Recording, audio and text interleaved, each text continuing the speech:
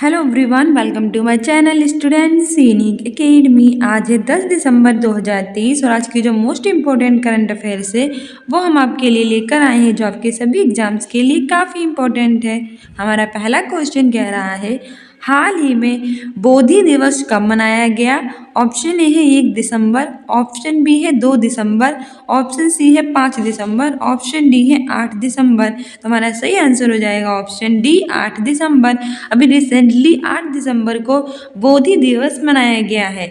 वहीं 1 दिसंबर को ads day और BISF का स्थापना दिवस मनाया गया है। ठीक है, वहीं 2 दिसंबर को मनाया गया है कंप्यूटर साक्षरता दिवस, 5 दिसंबर को मनाया गया है अंतर्राष्ट्रीय मृदा दिवस और 8 दिसंबर को मनाया है बोधि दिवस। इसके अतिरिक्त 4 दिसंबर को मनाया गया है थल सेना दिवस और अंतर्राष्ट्रीय चीता दिवस। दूसरा क्वेश्चन कह रहा है, हाल ही में किसने नए भारत का सामवेद पुस्तक का विमोचन किया है?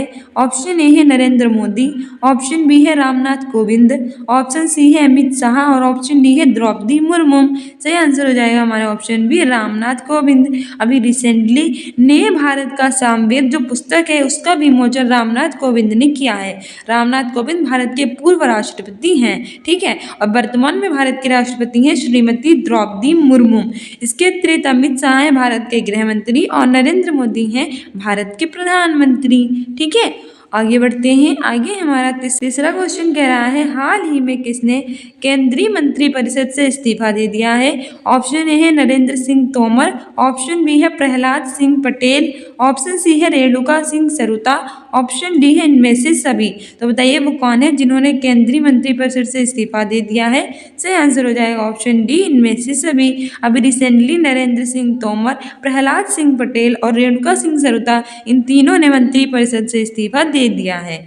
हमारा चौथा क्वेश्चन कह रहा है कि भारत के नए 22 चीफ ऑफ नेवी स्टाफ कौन बनाए गए हैं? ऑप्शन ए है दिनेश त्रिपाठी, ऑप्शन बी है विवेक राम चौधरी, ऑप्शन सी है उपयुक्त दोनों, ऑप्शन डी है इनमें से कोई नहीं। सही आंसर हो जाएगा ऑप्शन ए दिनेश त्रिपाठी। अभी रिसेंटली नए vice chief of navy staff बने हैं दिनेश त्रिपाठी।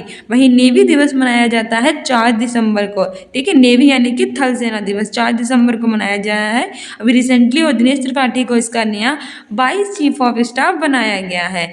ठीक है, वहीं अगर हम बात करें विवेक राम चौधरी की, तो विवेक राम चौधरी हैं हमारे वायुसेना के प्रमुख। ठीक है, 8 अक्टूबर को वायुसेना दिवस मनाया जाता है क्योंकि 8 अक्टूबर 1932 को इसकी स्थापना हुई थी, ये भी याद रखना।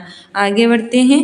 आगे हमारा पांचवा क्वेश्चन कह रहा है, हाल ही में जलवायु परिवर्तन प्रदर्शन सूचकांक 2023 में भारत का स्थान क्या है? तो आपको भारत के स्थान बताना है जलवायु परिवर्तन प्रदर्शन सूचकांक में। ऑप्शन ए है 4, ऑप्शन बी है 7, ऑप्शन सी है 126, ऑप्शन डी है 132। सही आंसर हो जाएगा ऑप्शन बी 7। ठीक है, 7 हमारी रही है जलवायु परिवर्तन प्रदर्शन सूचकांक में। एयर इंडेक्स में चौथी रैंक रही थी। वर्ल्ड हैप्पीनेस इंडेक्स यानी कि विश्व खुशहाली सूचकांक और वर्ल्ड पीस इंडेक्स यानी कि विश्व शांति सूचकांक में भारत की रैंक है 126 नंबर पर।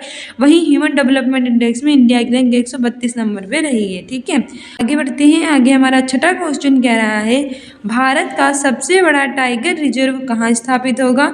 ऑप्शन ए है उत्तर प्रदेश, ऑप्शन बी है मध्य प्रदेश, ऑप्शन सी है हिमाचल प्रदेश और ऑप्शन डी है अरुणाचल प्रदेश। तो इसमें हमारा सही आंसर हो जाएगा ऑप्शन बी मध्य प्रदेश। अभी रिसेंटली भारत का सबसे बड़ा जो टाइगर रिजर्व है वो मध्य प्रदेश में स्थापित किया गया है। ठीक है, मध्य प्रदेश की कैपिटल है भोपाल, जहाँ स्थित है हमारा भोजताल।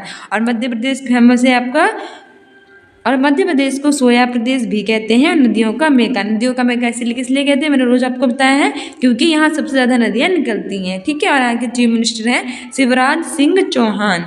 वहीं उत्तर प्रदेश की बात करें तो उत्तर प्रदेश की कैपिटल है लखनऊ, यहाँ के चीफ मिनिस्टर हैं योगी आदित्यनाथ, गवर्नर हैं आनंदीबेन पटेल। यहाँ टोटल 75 जिले हैं और रिसेंटली इसका जो बरेली जिला है वो स्मार्ट कक्षाएं प्रदान करने वाला कौन से नंबर का जिला बन गया है? पहला। ठीक है, हिमाचल प्रदेश की कैपिटल है शिमला और धर्मशाला। अरुणाचल प्रदेश की कैपिटल है ईटानगर। अरुणाचल प्रदेश में एक्ट जो को रिसेंटली GI टैग मिला है। आगे हमारा सातवां क्वेश्चन कह रहा है, हाल ही में कृषि मंत्रालय का अतिरिक्त प्रभार किसे दिया गया है? तो बताइए जो हमारे कृषि मंत्रालय है उसका अतिरिक्त प्रभार किसे दिया गया है? ऑप्शन ए है अर्जुन मुंडा, ऑप्शन बी है धर्मेंद्र प्रधान, ऑप्शन सी है अमित शाह और ऑप्शन डी है निर्मला सीतारमण। सही आंसर हो जाएगा ऑप्शन ए अर्जुन मुंडा। अभी रिसेंटली कृषि मंत्रालय का अतिरिक्त प्रभार अर्जुन मुंडा को दे दिया गया है। ठीक है, वही अमित शाह भारत के गृह मंत्री हैं और निर्मला सीतारमण भारत की वित्त मंत्री हैं। आगे हमारा 8वां क्वेश्चन कह रहा है कि हाल ही में जारी वैश्विक प्रदूषण रैंकिंग में कौन शीर्ष पर है? यानी कि अभी जो वैश्विक प्रदूषण की रैंकिंग जारी की गई है इसमें टॉप पर कौन है? ऑप्शन ए है मुंबई, ऑप्शन बी है लाहौर, ऑप्शन सी है दिल्ली और ऑप्शन डी है इनमें से कोई नहीं। सही आंसर हो जाएगा ऑप्शन बी लाहौर। ठीक है, यह लाहौर जो है वैश्विक प्रदूषण सूचकांक में टॉप पर रहा है। वहीं दिल्ली भारत की राजधानी है और मुंबई भारत की इकोनॉमिक कैपिटल है, वैसे ये महाराष्ट्र की कैपिटल है। 9वां क्वेश्चन कह रहा है हाल ही में किस राज्य की टीम दावोस में विश्व आर्थिक मंच में भाग लेगी? तो बताइए कौन सी टीम है जो दावोस में विश्व आर्थिक मंच में भाग लेगी? ऑप्शन ए है हरियाणा, ऑप्शन बी है बिहार, ऑप्शन सी है मिजोरम और ऑप्शन डी है उत्तर प्रदेश। सही आंसर हो जाएगा ऑप्शन है हरियाणा। अब रिसेंटली हरियाणा की जो टीम है वो विश्व आर्थिक मंच में भाग लेगी। हरियाणा की कैपिटल है चंडीगढ़ और चंडीगढ़ पंजाब की भी कैपिटल है और स्वयं एक केंद्र शासित प्रदेश भी है। बिहार की कैपिटल है पटना, चीफ मिनिस्टर है नीतीश कुमार, गवर्नर है राजेंद्र विश्वनाथ अर्लेकर, राजकीय पुष्प है यहाँ का गेंदा और राजकीय पशु है बेल। ठीक है, 22 मार्च को मनाते हैं बिहार दिवस, जिस दिन हम मनाते हैं विश्व वाटर दिवस यानी कि वर्ल्ड वाटर डे। और इसमें जल दिवस की थीम क्या रखी गई है? Accelerating the change to solve the water and sanitation crisis. Mizoram की कैपिटल है आइजोल और मिजोरम के नए चीफ मिनिस्टर बने हैं वर्तमान में ललदू होमा। ठीक है, उत्तर प्रदेश की कैपिटल क्या है? लखनऊ और इसे नवाबों का शहर भी कहते हैं। हमारा 10वां क्वेश्चन कह रहा है हाल ही में किस मंत्रालय ने मेरा गांव मेरी धरोहर कार्यक्रम शुरू किया है? तो बताइए वो कौन सा मंत्रालय है जिसने मेरा गांव मेरी धरोहर कार्यक्रम शुरू किया है? ऑप्शन ए है संस्कृति मंत्रालय, ऑप्शन बी है वित्त मंत्रालय, ऑप्शन सी है गृह मंत्रालय और ऑप्शन डी है इनमें से सभी। तो सही आंसर हो जाएगा ऑप्शन ए संस्कृति मंत्रालय। हमारे संस्कृति मंत्रालय के हैं प्रहलाद सिंह पटेल, उन्होंने मेरा गाँव मेरा धरोहर कार्यक्रम शुरू किया है। वित्त मंत्रालय है निर्मला सीतारमण, गृह मंत्रालय में है अमित शाह। आगे बढ़ते हैं, फाइनली हमारे आ चुके हैं रिवीजन क्वेश्चंस, क्योंकि डेली नए क्वेश्चंस याद करते हैं पुराने जाते हैं भूल, हम नहीं भूलेंगे क्योंकि नए के साथ साथ पुराने क्वेश्चंस भी रिवाइज करेंगे। हमारा पहला रिवीजन क्वेश्चन कह रहा है कि हर साल 7 दिसंबर को कौन सा दिन मनाया जाता है? बताइए हर साल हम 7 दिसंबर को कौन सा दिन मनाते हैं? ऑप्शन ए है अंतर्राष्ट्रीय नागरिक दिवस, ऑप्शन बी है सशस्त्र सेना झंडा दिवस, ऑप्शन सी है उपयुक्त दोनों और ऑप्शन डी है इनमें से कोई नहीं। तो हमारा सही आंसर हो जाएगा ऑप्शन सी उपयुक्त दोनों। हाल ही में जो 7 दिसंबर है उस दिन अंतर्राष्ट्रीय नागरिक दिवस और सशस्त्र सेना झंडा दिवस मनाया गया है। वहीं हमारे दिसंबर में कुछ महत्वपूर्ण दिन मनाए गए हैं, जैसे कि 1 दिसंबर को मनाया गया है एड्स दिवस, 4 दिसंबर को मनाया गया है नौसेना दिवस और चीता दिवस, 5 दिसंबर को मनाया गया है अंतर्राष्ट्रीय वृद्धा दिवस। ठीक है, और अब 7 दिसंबर को मनाया गया है अंतर्राष्ट्रीय नागरिक दिवस, सशस्त्र सेना झंडा दिवस। हमारा दूसरा क्वेश्चन कह रहा है हाल ही में किस पारंपरिक नृत्य शैली को यूनेस्को की मानवता की अमूर्त सांस्कृतिक विरासत की सूची में शामिल किया गया है? ऑप्शन ए है गरबा, ऑप्शन बी है कथकली, ऑप्शन सी है मोहिनीअट्टम, ऑप्शन डी है कथक। तो बताइए भी रिसेंटली वो कौन सा नृत्य है जिसे यूनेस्को यानी कि united national education scientific for culture organisation की मानवता की अमूर्त सांस्कृतिक विरासत की सूची में शामिल किया गया है? सही आंसर हो जाएगा ऑप्शन ए गरबा। अभी रिसेंटली गुजरात का जो नृत्य है गरबा उसे यूनेस्को ने अमूर्त सांस्कृतिक विरासत की सूची में शामिल कर लिया है। इससे पहले दुर्गा पूजा को भी शामिल कर लिया गया था। ठीक है, वहीं यूनेस्को की स्थापना 1945 में हुई थी और फ्रांस के पेरिस में इसका हेडक्वार्टर है। इसने भी रिसेंटली हमारी 42 वर्ल्ड हेरिटेज साइट शामिल की हैं, जिसमें 39 नंबर की है रमप्पा मंदिर जो तेलंगाना में है, 40 नंबर की है धोलावीरा जो गुजरात में है, 41 का है शांति निकेतन जो कि पश्चिम बंगाल में है। 42 में है राम मंदिर स्थल जो कि कर्नाटक में है। ठीक है, और इसने अब अमूल्य सांस्कृतिक विरासत की सूची में गरबा को शामिल किया है। गरबा गुजरात का नृत्य है, गुजरात की कैपिटल है गांधीनगर। इससे पहले इसने दुर्गा पूजा को शामिल किया था। वहीं कथकली की बात करें तो ये केरल का शास्त्रीय नृत्य है और मोहिनीअट्टम भी केरल का शास्त्रीय नृत्य है। कथक उत्तर प्रदेश का शास्त्रीय नृत्य है।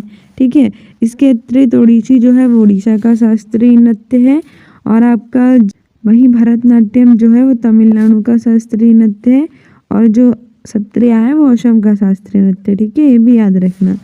तीसरा क्वेश्चन कह रहा है हाल ही में 2023 का नोबेल शांति पुरस्कार से किसे सम्मानित किया गया है?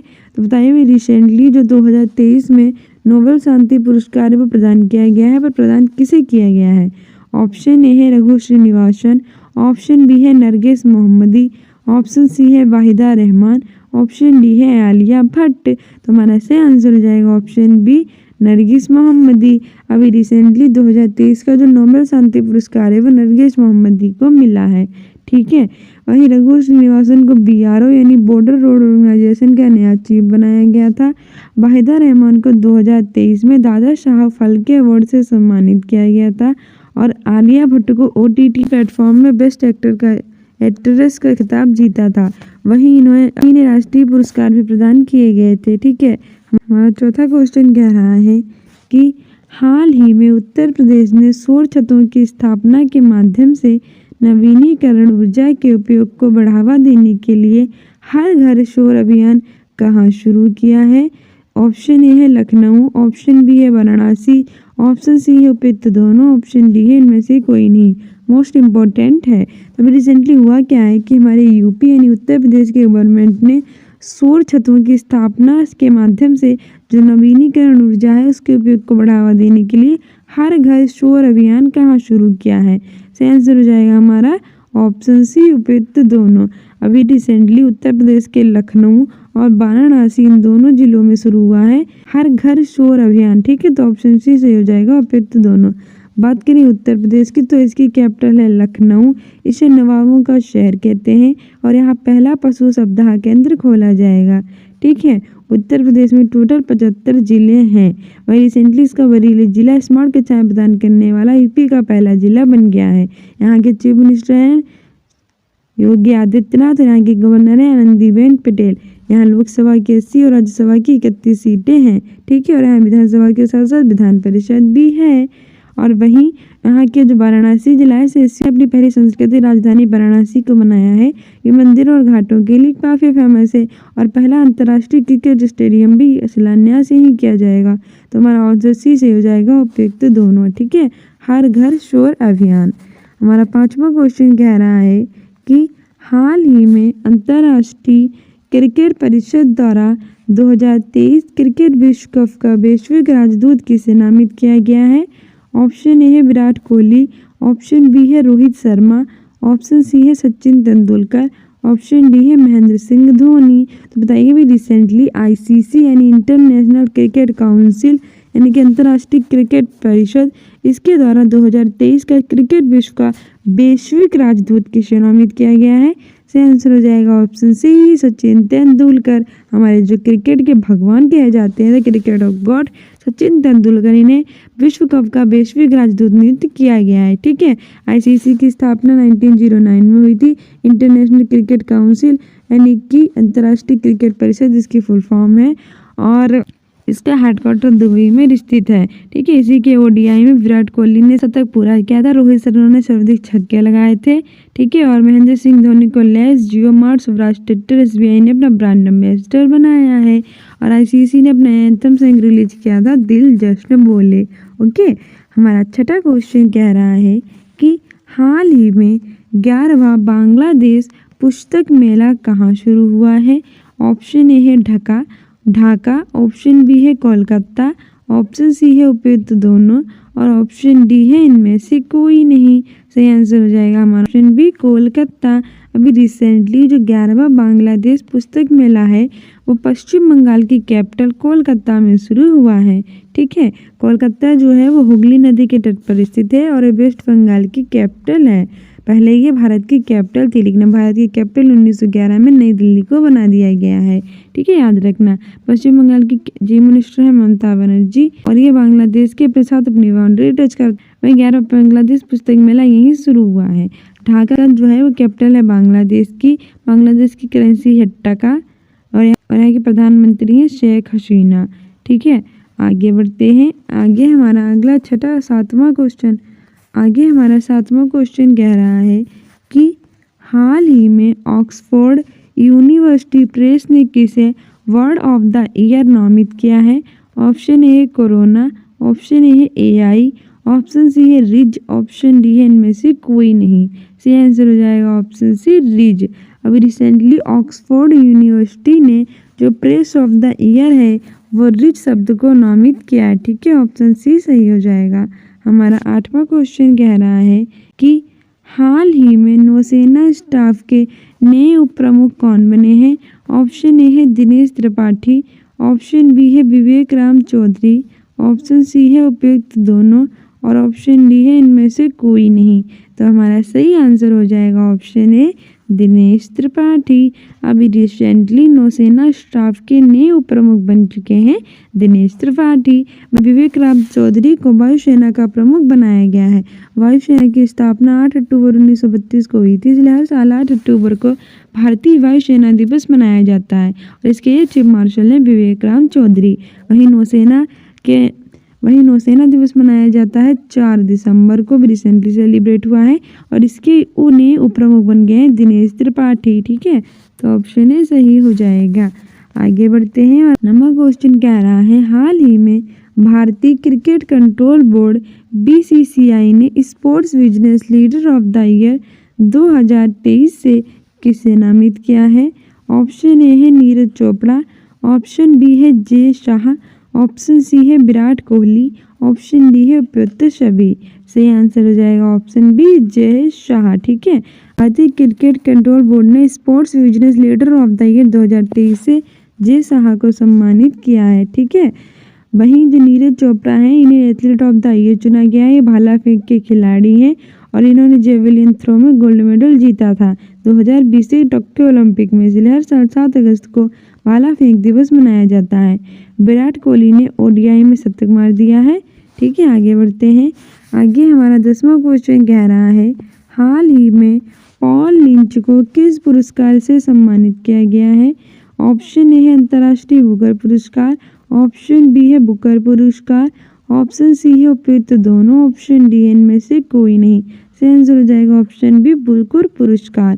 हाल ही में पॉल लिंच को बुकर पुरस्कार से सम्मानित किया गया है। ठीक है, तो डियर स्टूडेंट्स, ये थी हमारी आज की मोस्ट इम्पॉर्टेंट करंट अफेयर्स जो आपके एग्जाम्स के लिए काफ़ी इंपॉर्टेंट थी। साथ ही आप स्टूडेंट्स इन अकेडमी को इंस्टाग्राम पे फॉलो कर सकते हैं अपने एग्जाम में बेटर करने के लिए, और current affair, important fact, strategy के जीआई टैग और आपके सीटेट के प्रीवियस ईयर भी आप वहाँ प्राप्त कर सकते हैं। ठीक है, तो स्टूडेंट्स इन अकेडमी 1 2 3 से हमारा इंस्टाग्राम में पेज, उसको फॉलो कर लीजिए। साथ ही इसकी कम्युनिटी पोस्ट में आंसर दिया कीजिए, डेली इंपॉर्टेंट क्वेश्चन पूछते हैं। आपकी हमने प्लेलिस्ट बना रखी है, तो प्लेलिस्ट में जाकर आप आंसर भी दे सकते हैं। और साथ ही सीटेट के प्रीवियस ईयर के पेपर, हम साइंस का पेपर कराया था तो वो देख लीजिएगा। साथ ही सीडीपी, मैथ की पेडागोजी, ईवीएस की पेडागोजी, ईवीएस, ये सब हमने करा रखी है। ना देखे हो तो देख लेना, हमारे शॉर्ट्स भी देखना, हमने उसमें इंग्लिश की भी करा रखी है जो कि आपके एग्जाम्स के लिए इंपॉर्टेंट होंगी। ठीक है, जिससे आपको आइडिया मिलेगा कि सीटेट में कैसे क्वेश्चन पूछे जाते हैं। सो मिलते हैं अपने नेक्स्ट वीडियो में। If you like this video then like, subscribe and share, and या don't forget to subscribe this channel. साथ ही बिहार शिक्षक भर्ती 2.0 का आपका जो एग्ज़ाम हो रहा है वो हमने करवा दिया है, वो भी आप जाके देख सकते हैं। मिलते हैं अपनी नेक्स्ट वीडियो में। Thank you, bye.